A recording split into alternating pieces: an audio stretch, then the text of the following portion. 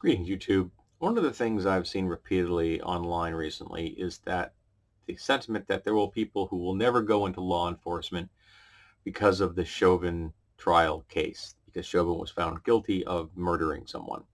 And if the idea that a white guy is held accountable for killing a black guy is going to prevent you from going into law enforcement, good. Your community deserves better. Go be a plumber. Also seen the sentiment that this is going to cause cops who are currently on the job to quit. They resign because they're afraid of being held accountable if they murder black people. Good. Quit. Resign.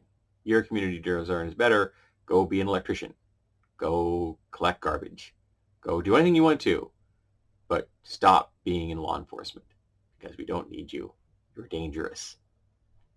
We need people who can understand that black lives matter just as much as white lives. And lots of cops don't do that. Lots of cops think that black people don't matter at all, that they're nothing more than targets, that every black person deserves to be arrested or beaten.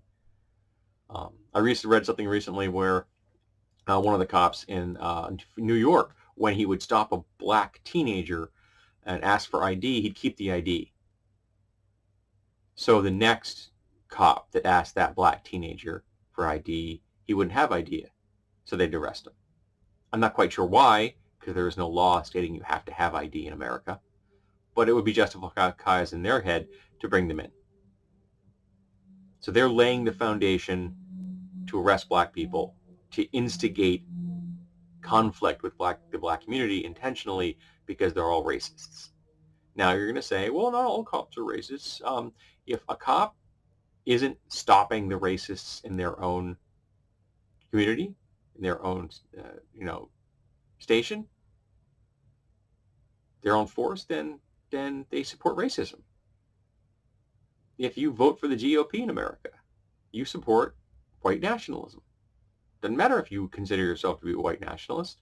Doesn't mean you've ever been to a rally, or you've ever beaten a cop to death in the Capitol. What it means is that you support white nationalism. If you're a cop and you aren't actively stopping the white nationalists on your force, then you support them. Maybe passively, but you still support them. You're still covering their ass. And we still don't need you. So either be the solution or go away. Lead, follow, or get out of the way. And if you're not going to follow the right thing, which is being moral and making sure that everyone is treated equally, and if you're not going to lead this effort to purge your forces of the white nationalists, then leave. Now, a lot of times you'll hear what the whole one bad apple. Remember what that whole aphorism is? One bad apple spoils the whole bushel. So it isn't just saying that in any particular group there's one bad person. It's saying that one bad person, if left there and unchecked, will spoil, will pollute, will corrupt the entire group. And that's what they're doing. They themselves may be the dangerous one, but their continued existence, because the group is supporting that existence,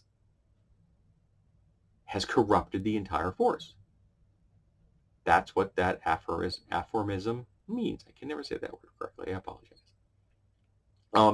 So go do something else. Bye. We don't need you. We need people who will actually defend the Constitution, who will actually believe the concept that to protect and serve shouldn't be in quotes, who actually believe they should protect and serve the public, which the Supreme Court has said the police don't have to do. Please remember that. The Supreme Court says that the police do not have to protect U.S. citizens unless those citizens are in their custody, and we know that that's complete bullshit, because we know that after being put into police custody, people still get beaten and raped and murdered. It happens. They get framed. They get thrown in prison for doing nothing. It happens. So the Supreme Court has said it's okay for them to ignore your suffering if you're not in their custody. And we know that in their custody, you are still at risk. Unless, of course, you're a white person, then you're probably not at risk at all. Maybe a poor, no, actually, if you're a poor white person, you're probably at risk. If you're a rich white person, though, or middle class white person, you're probably going to get away with it. So yeah, if you're a person that won't become a cop because of the Chauvin case, go be something else.